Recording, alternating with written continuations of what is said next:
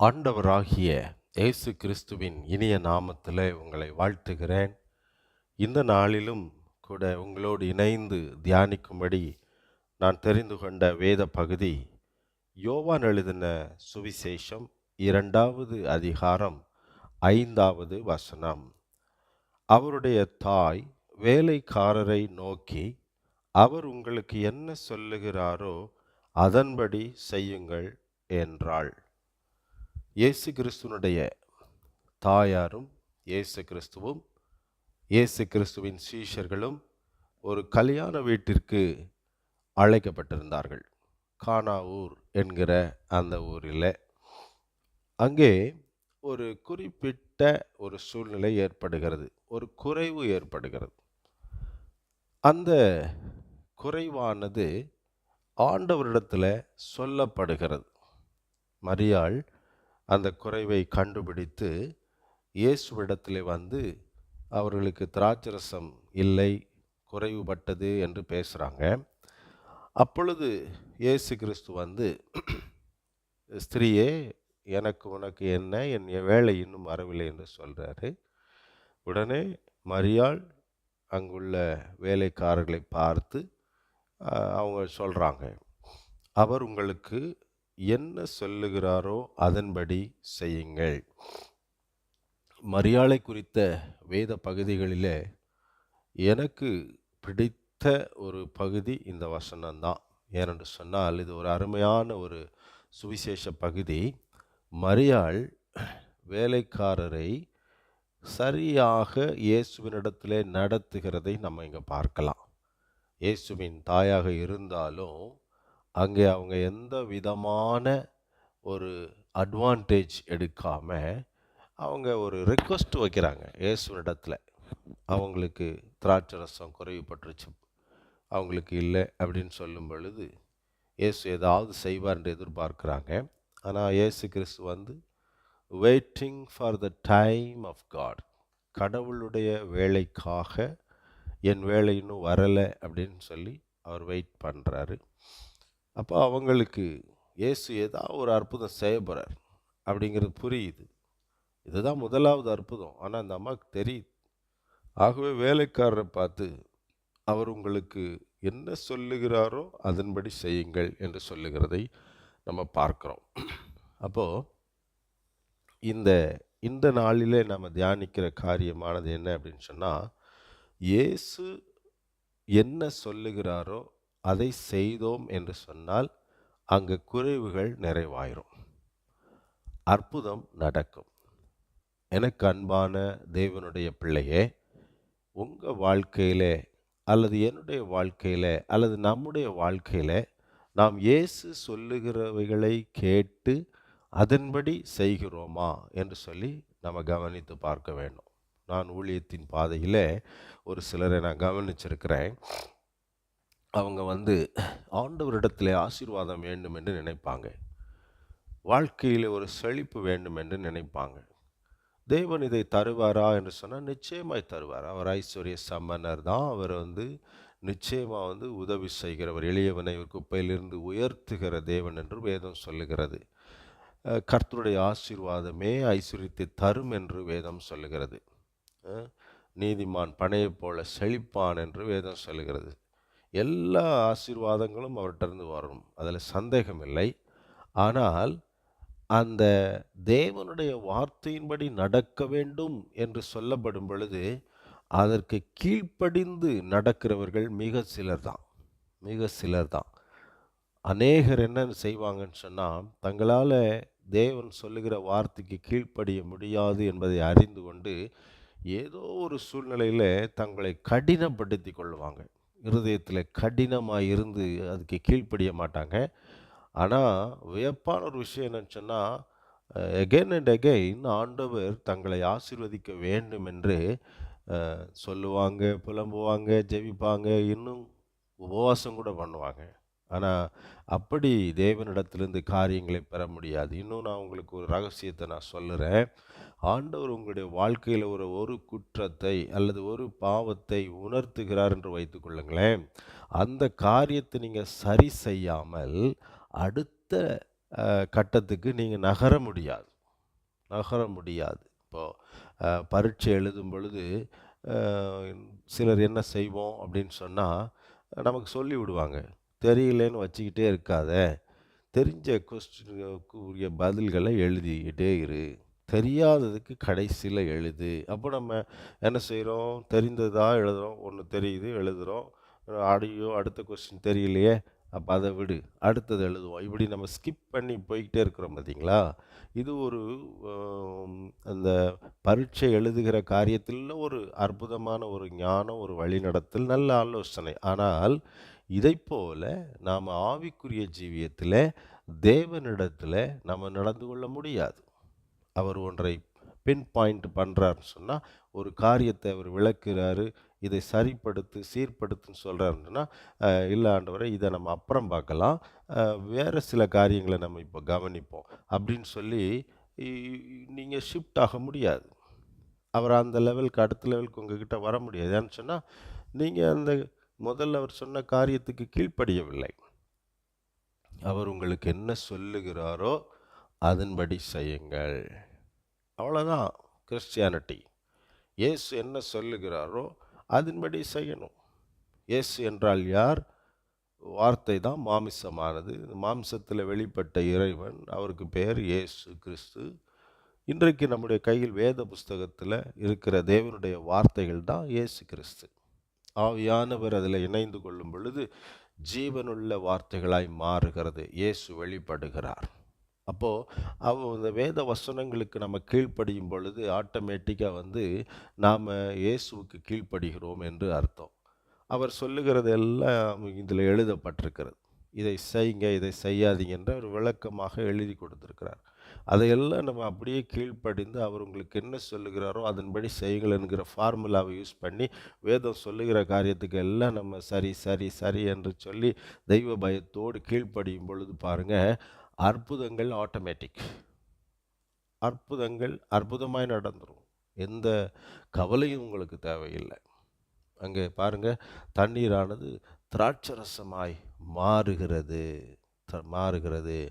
அது ஒரு இப்போ அந்த வேலைக்காரங்களுக்கெல்லாம் தெரியும் திராட்சரசம் குறைப்பட்டது அப்படின்னு. இப்போ இயேசு என்ன செய்ய போகிறாரு அப்படின்ற எல்லாருக்கும் ஒரு எதிர்பார்ப்பு இருக்குது. ஆனால் இயேசு சொல்கிற அந்த அந்த 6 கற்ஜாடிகளில் நீங்கள் தண்ணீரை நிரப்புங்கன்னு சொல்லும் பொழுது, ஒருவேளை இந்த வேலைக்காரர் என்னப்பா திராட்சரசத்தை கேட்டாங்க குறைஞ்சிருச்சுன்னு சொல்லி கேட்டாக்கா, அவர் தண்ணீரை நிரப்ப சொல்கிறாரு. ஒருவேளை அவர்கிட்டே என்ன போதகரே நீங்கள் இப்படி தண்ணீர் நிரப்ப சொல்கிறீங்கலாம் கேள்வி கேட்கல. அந்த மாதிரி இடைஞ்சல்கள் வராதபடி மரியாள், இயேசுவின் தாயாகிய மரியாள் பேசிட்டாங்க. அவர் உங்களுக்கு என்ன சொல்கிறாரோ அதன்படி செய்யுங்க. கொஸ்டின் கேட்க வேண்டியதில்லை, ஒபே பண்ணணும், அப்படியே கீழ்ப்படியணும். Abide by the rules. அன்றைக்கு ஆதாம் ஏவாள் மேட்டரில் ஏவாள் இப்போ பிசாசு என்ன தான் வஞ்சித்தாலும் அதை பற்றிலாம் சிந்திக்காமல் கடவுள் என்ன சொல்லியிருக்கிறாரு, இந்த மரத்தின் கனியை நீங்கள் புசிக்கக்கூடாதுன்ற, அவ்வளோதான். அதோட முடிஞ்சிருச்சு. No more arguments, no more meditation. அது செகண்ட் தாட்ஸ் வர வேண்டிய அவசியமே இல்லை. Obeying Christ is the only solution. அதுதான் முக்கியமானது. அதில் அந்த ஆசீர்வாதங்கள் அற்புதமானது, முதன்மையானது. இப்போ தண்ணீர் பாருங்களேன், நீங்கள் இந்த தண்ணீரை நான் ஒரு கிறிஸ்தவனுக்கு ஒப்புமையாய் நான் சொல்ல முடியும். அந்த தண்ணீர் இயேசு கிறிஸ்து அந்த தண்ணீரை மாற்றுகிறார். ஒரு மனிதனை இயேசு மாற்றும் பொழுது என்ன நடக்குது பாருங்களேன். வாட்டர் தண்ணீர் திராட்சரசமாய் மாறும் பொழுது அதுக்கு முதல்ல அதனுடைய நிறம் மாறும். அது தூரத்துலேருந்து பார்த்தா கூட தெரியும், நிறம் மாறுகிறது. இரண்டாவது பாருங்களேன், அதனுடைய மனம் மாறும். கொஞ்சம் பக்கத்தில் இருந்தோம்னா திராட்சரசத்துக்குரிய வாசனை வரும், தண்ணீருக்கு வாசனை இல்லை. அப்போது பக்கத்தில் நல்லா மணக்குதே அப்படின்னு சொல்லி கொஞ்சம் டேஸ்ட்டு பண்ணினோம்னா அதனுடைய தண்ணீருக்கு சுவையே இல்லை. அங்கே அது மாற்றப்பட்டு சுவை மிகுந்த திராட்சரசமாக அங்கே மாறி இருக்கிறது. 3 மாற்றங்களை அது பெறுகிறது. ஒன்று நிறம், தூரத்திலிருந்து பார்த்தால் அவன் கிறிஸ்தவன் தெரியும். இரண்டாவது, சற்று அருகில் வரும் பொழுது மனம் வீசுகிறது, திராட்சரச மனம் வீசுகிறது. அப்போ கிறிஸ்தவனுக்கு அருகில் வரும் பொழுது அவன் அந்த ஜீவ வாசனை அது வெளிப்பட வேண்டும். மூன்றாவதாக பாருங்க, அவன் அந்த அந்த கிறிஸ்தவனிடத்தில் பழகி பார்க்கும் பொழுது அவர் நல்லவன் என்று அறிந்து கொள்ள முடியும். அப்போ கர்த்தர் நல்லவர் என்பதை ருசித்து பாருங்க. ருசிச்சா தான் நல்லது கெட்டது புரியுது. அப்போ ஒரு கிறிஸ்தவனிடத்தில் சகவாசம் வைக்கும் பொழுது அது நன்மையாக இருக்கிறதை அவங்க கண்டுபிடிப்பாங்க, சுவை மிகுந்ததாக இருக்கிறதை கண்டுபிடிப்பாங்க. இப்படி தான் ஒரு மனிதன் கிறிஸ்துவுக்குள்ளே வரும் பொழுது அவன் ஒரு விரும்பப்படுகிற, ஒரு பார்ப்பதற்கு அருமையான, மனம் வீசுகிற, சுவை மிகுந்த ஒரு திராட்சரசத்தை போல இருப்பான். அருமையானவர்களே, இதனுடைய அடிப்படை என்ன அப்படின்னு சொன்னால், அவர் நமக்கு என்ன சொல்லுகிறாரோ அதன்படி செய்யணும். நான் உங்களுக்கு திட்டவட்டமாய் ஒரு காரியத்தை சொல்ல விரும்புகிறேன் பாருங்கள். ஒரு வேளை உங்கள் வாழ்க்கையில் ஆசீர்வாதம் வரல, அற்புதம் நடக்கலை, சுகம் கிடைக்கலை, ஆண்டவர்ன்றது என்னென்னமோ எதிர்பார்க்குறேன், ஒன்றும் வரல, தடையாக இருக்கிறது, போராட்டமாக இருக்கிறது என்று நினைப்பீங்கன்னு சொன்னால், நீங்கள் ஆண்டவர்கிட்ட என்ன பிரச்சனைன்னு சொல்லி பார்க்காதீங்க, உங்கள் சூழ்நிலையில் என்ன பிரச்சனைன்னு சொல்லி பார்க்காதீங்க. உங்கள் வாழ்க்கையை நீங்கள் திருப்பி பாருங்கள். அங்கே தேவனுடைய வார்த்தைக்கான கீழ்ப்படிதல் உண்டாகி இருந்ததா இல்லையா? அது இருந்ததுன்னு சொன்னால், you will be moved to the next level. உங்கள் கூட ஆண்டவர் வந்து ஒரு அற்புதத்தை செய்ய முடியும், அடுத்து அடுத்து அடுத்து அடுத்து. இல்லைன்னு சொன்னால் அங்கே தான் நீங்கள் நின்றுட்டு இருக்கிறீங்க, அங்கே தான் இயேசு நின்று கொண்டு இருக்கிறாரு, ஒன்றுமே நடக்கலை. ஏனென்றால் உங்கள் இருதயத்தில் கடினம் இருக்கிறது. உங்களுடைய ஈகோ பிரச்சனை இயேசுவிடத்திலிருந்து அற்புதங்களை கொண்டு வருவதற்கு தடையாக இருக்கிறது. உங்களுடைய கீழ்ப்படியாமை இயேசு உங்களுக்கு ஒரு அற்புதத்தை செய்வதில் தடையாக இருக்கிறது. இன்னும் என்னென்னமோ தடைகளை நீங்களும் நானும் ஏற்படுத்தி கொண்டு இயேசு எனக்கு இதை செய்யவில்லை என்று அங்கலாய்ப்பதில் பிரயோஜனமில்லை. எனக்கு அன்பானவர்களே, அவர் உங்களுக்கு என்ன சொல்லுகிறாரோ அதன்படி செய்யணும். அதன்படிங்கிறது ரொம்ப முக்கியம். அதன்படி கர்த்தருடைய கூடாரத்தை நிர்மாணிக்கணும்னு சொன்னால் ஆண்டவர் சொன்னதின்படி தான் செய்யணும். நோவா பேழையை கட்டணும் அப்படின்னு கர்த்தர் சொன்னால் அவர் என்னென்ன அளவுகள் சொல்லியிருக்கிறோம் அதன்படி தான் செய்யணும். ஊழியத்தில் என்னென்னத்தை எப்பப்போ செய்யணும்னு சொன்னாரோ அதன்படி தான் செய்யணும். எவ்வளவு செய்யணும்னு சொல்கிறாரோ அதன்படி தான் செய்யணும். எக்ஸ்ட்ராவும் தேவையில்லை, குறைவாகவும் இருக்கக்கூடாது. அப்படின்னா தான் நம்முடைய கீழ்ப்படிதல் உண்மையுள்ளதும் உத்தமமானதுமாக இருக்கிறது. அப்போ உண்மையுள்ள மனுஷன் பரிபூர்ண ஆசீர்வாதங்களை பெற்றுருவான். எனக்கு அன்பானவர்களே, உங்கள் வாழ்க்கையை அலசி பாருங்கள், ஆராய்ந்து பாருங்கள். தேவ சமூகத்தில் அப்படியே அந்த வெளிச்சத்தில், வசன வெளிச்சத்தில் உற்று கவனிங்க. நம்மை அறிந்தும் அறியாமலும் பல தவறுகளை செய்திருக்க வாய்ப்பு இருக்கிறது. தேவன் இந்த நாளிலே நம்மோடு கூட பேசி கொண்டிருக்கிறார். நிச்சயமாக உங்கள் வாழ்க்கையில் தொடர்ந்து அற்புதங்களை செய்ய விரும்புகிறார். அதை செய்ய விடாதபடி தடுக்கிறது நம்முடைய பாவங்கள், நம்முடைய காரியங்கள் தான்.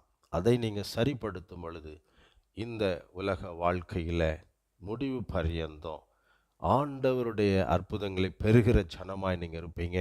ஆசீர்வாதத்தின் வாய்க்காலாகவும் நீங்கள் இருப்பீங்க. நிச்சயமாய் கர்த்தர் செய்வார். ஜெபம் பண்ணுவோமா? அன்பின் பரலோக பிதாவே, இந்த அற்புதமான நேரத்தில் எங்களோடு நீர் பேசின சத்தியங்களுக்காக ஸ்தோத்திரம்.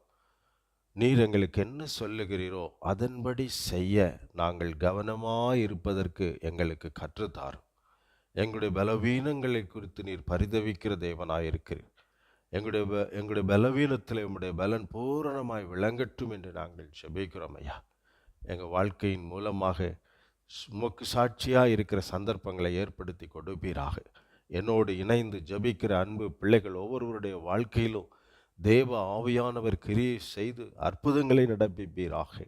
கரம் பிடித்து நடத்த வேண்டும் என்று நான் ஜெபிக்கிறேன். ஒவ்வொருவருடைய வாழ்க்கையிலும் உம்முடைய வார்த்தைகளும் வசனங்களும் சத்தியங்களும் நிறைவேறட்டும். அதற்கு நேர்தான் உதவி செய்ய வேண்டும் என்று உம்முடைய சமூகத்தில் எங்களை தாழ்த்தி கேட்கிறோம் ஐயா. நீர் பெரியவர், போதுமானவர். நீர் எங்களை ஆசீர்வதிக்க விரும்புகிறவர். இஸ்ரவேலை ஆசீர்வதிப்பதே கர்த்தருக்கு பிரியம் என்று நாங்கள் அறிந்திருக்கிறோம். அந்த வார்த்தைகளின்படி, வசனங்களின்படி எங்கள் ஒவ்வொருவருக்கும் நீர் போதுமானவர் என்று வழி நடத்துவீராக. இந்த பூமியில் ஏற்பட்டிருக்கிற அசாதாரணமான சூழ்நிலைகள் எல்லாவற்றையும் தாண்டி உமக்கு சாட்சியாய் வாழ்கிற கிருபைகளை எங்களுக்கு கற்றுத்தாரும். எங்களை முற்றிலும் தாழ்த்தி ஜெபிக்கிறோம் இயேசுவின் நாமத்தில் பிதாவே, ஆமென். எனக்கு அன்பானவர்களே, நாம் ஆண்டவரிடத்தில் நன்றாக ஜெபித்திருக்கிறோம். வேத வசனத்தின் ஒரு சிறு பகுதியை தியானித்திருக்கிறோம். நிச்சயமாக நம்முடைய வாழ்க்கையில் ஒரு பெரிய மாற்றத்தை கர்த்தர் கொண்டு வருவார். கர்த்தர் உங்களை ஆசீர்வதிப்பாராக. ஆமென், ஆமென்.